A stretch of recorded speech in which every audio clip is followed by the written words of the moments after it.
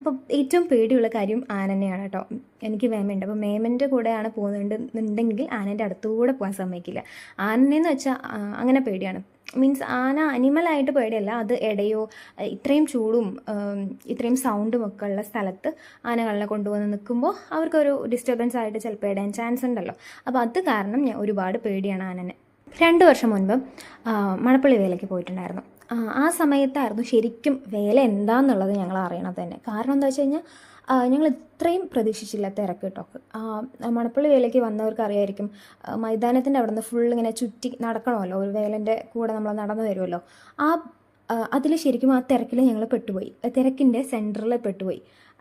മേമയുടെ മോൻ കയ്യിലുണ്ടായിരുന്നു, 2 മക്കളുണ്ട് മേമയ്ക്ക്. അവർ ഒരാൾ നടക്കായിരുന്നു കൈ പിടിച്ചിട്ട്, പിന്നെ ഒരാൾ ചെറുതായിരുന്നു, അപ്പോൾ അവനെ എടുത്തിരിക്കുകയായിരുന്നു. പിന്നെ ഞാൻ, അനിയത്തി, അമ്മ, അച്ഛൻ എല്ലാവരും ഉണ്ട്. പക്ഷേ ഞങ്ങൾക്ക് ഒരുമിച്ച് നടക്കാൻ പറ്റുന്നില്ല. ഞങ്ങൾ കുറച്ച് നേരം പാനിക്കായി കേട്ടോ.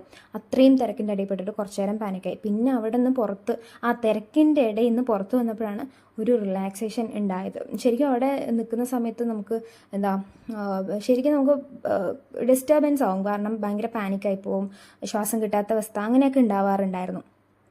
അപ്പോൾ അന്നാണ് ഞങ്ങൾ ശരിക്കും വേല എന്താണെന്ന് അറിഞ്ഞത്. പിന്നെ അതിൻ്റെ